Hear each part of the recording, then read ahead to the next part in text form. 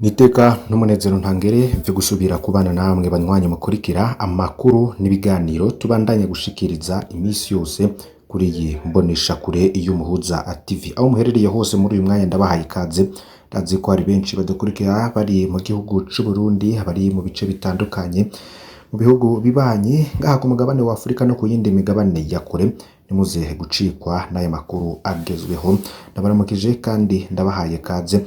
Tuba twabatohoreje byinshi bivugwa cyane mu bisata bigiye bitandukanye, hari mu mutekano, hari nawo tuza kwibanda ko muri aya makuru, hari ibivugwa cyane mu gateka kazina muntu, hari ivugwa cyane mu butungane, inkuru ziba zidasanzwe bitangazwa n'abategetsi bagiye batandukanye, bikorwa nabo, inkuru ziba zaranyegejwe, bivugwa cyane ku mbuga ngurukana bumenyi n'ibimenyesha makuru.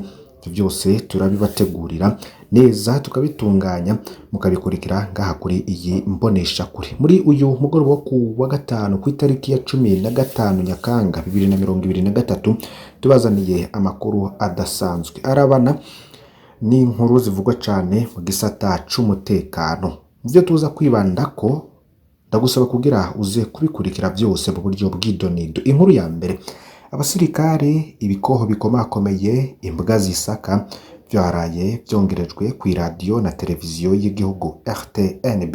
Iyo nkuru turaza kuyigaruka ko haba hari ico bagikomeye cyane. Ivyo byose rero bikaza bikurikiranye kandi n'inkuru ihejeje gutangazwa n'imenyesha makuru bitandukanye. Nuko kandi umushikiranganje Martin Niteretse yabujeje igikorane cari kuremeshwa na Apotre Mignone Kabera mu gihugu c'u Burundi.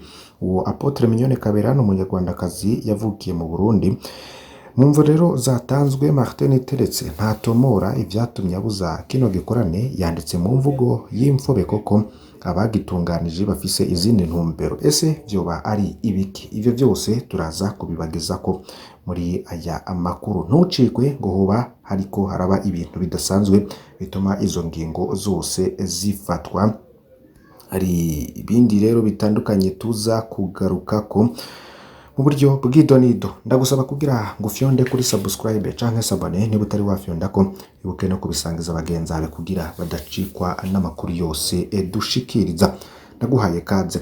Imbere yuko mukurikira ayo makuru ku buryo bw'idonido, reka ntangure mbibutsa ko umukuru w'igihugu President Varisito Ndayishimiye n'umukenyezi wiwe boba bari muri Cuba, aho President yagiye ku munsi w'Imana uheze ku itariki ya 10 kwezi kw'icenda 2023. Ariko ababona ivy'ingingo ziriko zirafatwa muri kino gihe vuga ko bari ibintu bidasanzwe vyo bigira bibe mu Burundi, ariko inzego z'umutekano ngo zikaba zirikanuye kuri ivyo byose. Mwomenya uko bikoho bikomakomeye abasirikare boba bafise imbere ya RTNB, ni radio na televiziyo y'igihugu, bari kumwe n'imbwa zisaka. Byose rero ngo bikaba byaraye byongerejwe kuri iyo radio na televiziyo y'igihugu. Ikinyamakuru cizewe ni SOS Media Burundi gisanzwe gikora amatohoza ku nkuru zitandukanye z'umutekano hamwe n'agateka kazina muntu, gejeje gutangaza ko kuva ejo haheze ubwo hari ku itariki ya 14 kwezi kw'icenda 2023 umutekano wa radio na televiziyo vy'igihugu RTNB waraye wongerejwe bimwe biteye ubwoba. Abasirikare benshi bo mu ikambi icungera umukuru w'igihugu ni BSPI baraye bazanwe gucungera radio na televiziyo vy'igihugu, baje bitwaje ibikoho bikomeye bene imbwa zisaka winjira n'ubusohoka. Kugeza ubu ngo nta nsiguro nimwe yahawe abakozi ba radio na televiziyo vy'igihugu c'u Burundi RTNB. Ivyo bibaye nkuko nari mpejeje kubivuga, mukuru w'igihugu Varisito Ndayishimiye no mukenyezi we bamaze imisi 5 muri Cuba, aho President yagiye ku munsi w'Imana kwitaba inama tangura uno munsi. Bibaye kandi mu gihe Burundi hari ibihuha vyinshi cyane bijanye no kutumvikana kw'abategetsi. Kugeza ubu nta muco dufise mu vyatumye hongerezwa umutekano wa radio na televiziyo vy'igihugu. Hari inkuru rero tuza kubandanya gukurikirana, nuko n'ayandi makuru yongera ko avuga ko n'ubwimba c'umukuru w'igihugu Ntare House izo mbwa zijerwe gusaka zashizwe ku bwinjiriro kuva ku wa gatatu, zikaba ziriko zirakora akazi, ndetse murumviriza ko umutekano buba wakajijwe cyane. Abenshi bariko bibaza ibiriko biraba ariko ntibaronke umuco. akeka ko hari ikintu kidasanzwe gishobora kuba. Ni mu gihe kandi mu kanya gato gaheze umushikiranganje Martin Teretse nawe yabujije gikorane cyari kuremeshwa na Apotre Mignone Kabera mu Burundi.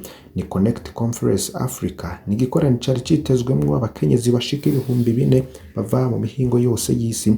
Gikorane cyari gutangura no munsi Bujumbura kikarangira ku munsi w'Imana uza, coremeshejwe na Apotre Mignone Kabera, umunyarwandakazi yavukiye mu gihugu cy'u Burundi.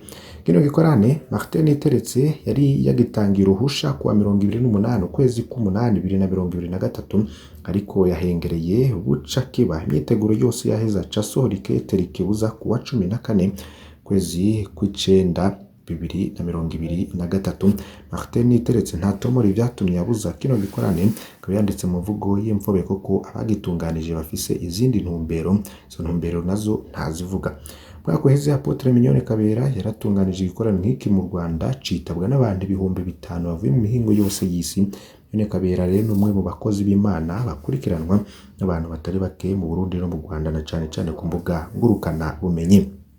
Ibintu rero abantu benshi nabo vyoba bibajije ko ibibazo vyinshi, turonka umuco wavyo mukazobikurikira kuri iyi mbonesha kure y'Umuhuza TV. Ayo yarabana n'umutekano. Ivyo byose rero hari abantu benshi bagiye bagira ico bashikiriza, bariko barabivuga ko hari inkuru rero yoba yateye abantu ubwoba. Ati ngo urakoze kubivuga kare, ngo Mutama naca agaruka abishire ku murongo, ngo none ko twaraye dutsinzwe na Cameroon mugabo ngo twarigeze gutsinda Gabon duca twihangana. Hari nundi yagize ati comye iyi nkuru ngo umutima urasimba, ngo Imana itugumize ko itube hafi kabisa, muri politike nje ndayicinya cane. Ngo no kubera iki ngo dusohotse igihugu twama dutsindwa Cameroon yatugize bitatu ariko Gabon twarayitsindiye Bujumbura. Ivyo byose ni komantere z'abantu batandukanye boba bariko baravuga kuri ivyo bintu vyabaye kuri radio na televiziyo by'igihugu RTNB, mugihe abasirikare n'ibiko bikomakomeye imbuga zisaka boba byaraye byongerejwe kuri radio na televiziyo y'igihugu RTNB. Pacifique Ninahazwe ku rubuga rwe rwa Facebook yanditseho inkuru ndende ivuga ngo ni demokrasi canke demokrature, ko ari ijambo rishasha risigura intwaro ziyita demokrasi kandi zitayerekwa. Democratique ni intwaro murantunge, demokrature ni intwaro wiravye usanga umengo ni demokrasi. Muri iyo ntwaro abategetsi baratorwa n'abanyagihugu, ariko aba ari amatora y'ubusuma, ngo murwi uhagararira amatora ubukorera abatwara igihugu ku buryo ngo basohora amajwi uko yapanzwe n'ubutegetsi. Kwarura amajwi ngo bibamo igifungo. Inderetse z'abatavuga rumwe n'ubutegetsi nazo ngo nizoroherwa. Ca kabiri, ngo imigambwe ku rupapuro usanga ari myinshi, ariko ku rubuga wasanga umugambwe uri ku butegetsi wonyene. Ubutegetsi bushira amategeko ananiza iyindi migambwe bukayibuza kugira amanama mu mwidegemvyo. Ngo imigambwe itavuga rumwe n'uri ku butegetsi baratukwa, barafungwa, baricwa atankurikizi. Benshi usanga kutavuga rumwe n'ubutegetsi bisa no kwiyahura, mbere ubutegetsi bukabiyegereranya no kwanka igihugu cawe. Ni inkuru rero tuzogaruka ko no ku buryo burambuye. Hari ibindi rero biriko bivugwa cane mu bisata bigiye bitandukanye. Reka dushimikire ku vyanditswe mu bimenyesha amakuru. Byinshi rero biriko bivugwa cane. Ingozi abavunja amahera basubiriye gukorera kuri Kanyaru ya ruguru. Haraciye rero iminsi irenga gato 10 kuva mu ntango z'ukwezi kwa Nyakanga, amazu abiri yavunja amafaranga y'uruguruye icese, mu gihe hari haciye imyaka irenga 5 umwenda ayo mazu yugawe, nk'uko vyemezwa n'abakorera aho ku Kanyaru hari ku rubi Burundi buhana n'u Rwanda. Bene ayo mazu bakavuga ko muri iyi minsi bamaze bakora basa n'abariko baragerageza, kuko hari haciye imyaka myinshi ayo mazu yarugawe, hamwe n'amazu bakoreramwo arasenyuka. Batanguye no gusanura no kubaka amazu begeranya amafaranga basabwe na leta, ubu niho bagitangura. Abiyunguruza bava canke baza mu Burundi barashima kuko bahora barinda kuja mu gisagara ca Kayanza canke mu gihugu c'u Rwanda, naho ngo benshi ko bakavunja bazimbwe, nkuko rero vyagiye biratangazwa nabo. Hari n'izindi nkuru zitandukanye dushimikiye mu gisata c'inkino. Umuce umwe w'umugwi nserukiragihugu w'intamba mu rugamba batahutse i Bujumbura n'abakinyi bari kumwe nabo bari bajanye muri Cameroon batahutse aho bari bavuye kurondera itike ryoshikana Burundi mu gikombe ca Afrika kizobera muri Cote d'Ivoire, ariko birangira bibataye kuw'amazi. N'abakinyi batashoboye gushika i Bujumbura babandanirije ngo bagenda mu birwi bakinamwo kuko basanzwe bafise inkino mu mpera zino yinga. Mu rugendo rero bahoramwo mwabonye bavyitwayemwo gute? Tubwira abakinyi batatu bagushimishije kurusha abandi.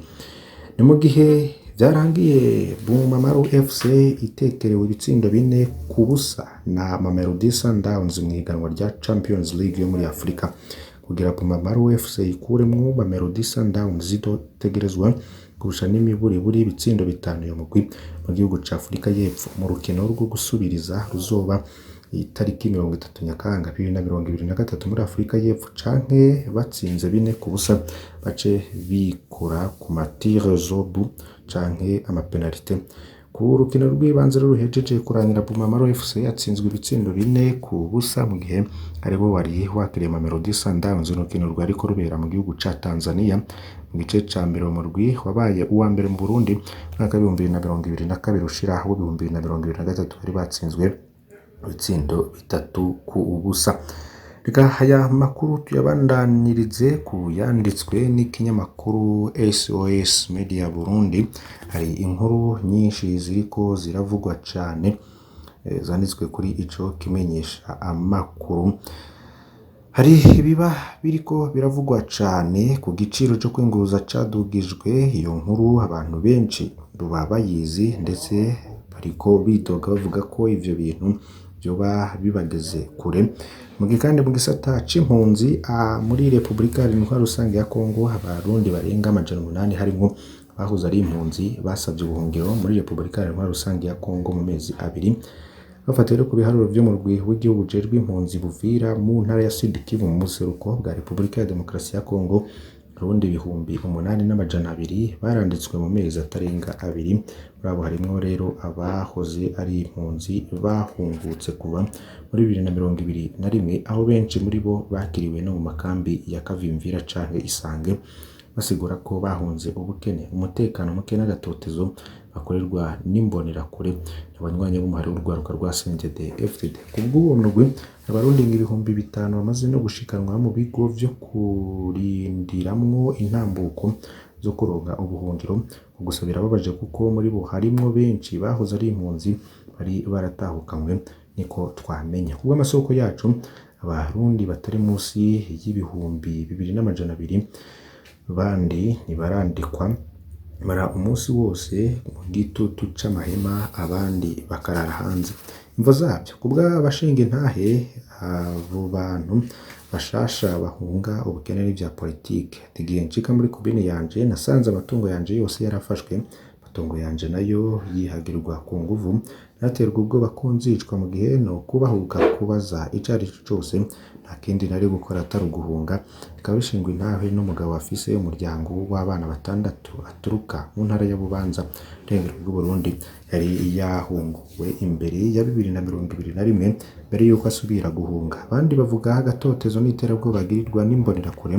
Abanywanyi b'umuhari w'urwaruka rwa CNDD-FDD barabareje gufa umugabo wanje mbona yarakubiswe nk'inzoka canke igikoko co kwicwa, niko mwigema Maturika mu ntara ya Cibitoke buraruko bushira uburengero avuga. Ubuzima rero buragoye muri Republika Iharanira Rusange ya Kongo. Abo bakirirwa mu bigo vyo kurindiramwo vya Sange na Kavimvira ntibashima uko babayeho muri ico gihugu cabakiriye. Kikababaje aha tubayeho mu buzima bubi, tumara umwanya muremure tutaronka ubuhungiro, dufashwa neza kugira ngo dushobore kubaho ngo dutegezwa kuja kurondera ubuzi hanze y'ikambi. Hari bamwe biba nubwo bigoye cane, ico gituma bamwe bahitamwo gusubira gutahukanwa, niko biganana umwiheburo. Mu rw'igihugu jejwe impunzi wemeza ko akera abarundi batari munsi y'127. Ku ruhande rwiwe buramatari w'intara ya Cibitoke avuga ko impunzi zisubira guhunga zirondera amaronko. Avuga ko ahubwo ari ikingoma bahunga kugira ngo baronke ivyo HCR basubira na inyuma. mu rugendo rero aheruka kugira muri Repubulika Iharanira Rusange ya Kongo, Nestor Bimenyimana ajejwe guhungura impunzi mu Burundi, ubushikiranganji bw'intwaro yo hagati mu gihugu yatangaje ko ikibazo c'abarundi bahungutse subira muri Kongo kizokorwako amatohoza kugira ngo hamenyekane imvo. Ibiharuro rero vya nyuma tangwa na HCR n'umurwi w'igihugu ujejwe impunzi ziberekana ko hari impunzi z'abarundi zirenga 43 muri Repubulika Iharanira Rusange ya Kongo. Ntukengurukiye cyane nka mudahwema gukurikira amakuru n'ibiganiro dushikiriza, ndagusaba kugira ngo ntuze gucikwa nande bose dushira ngaha kuri televiziyo y'Umuhuza. Ndagusaba kandi ubisangize bagenzi bawe kugira badacikwa nayo dushikiriza. Imana bahezagire.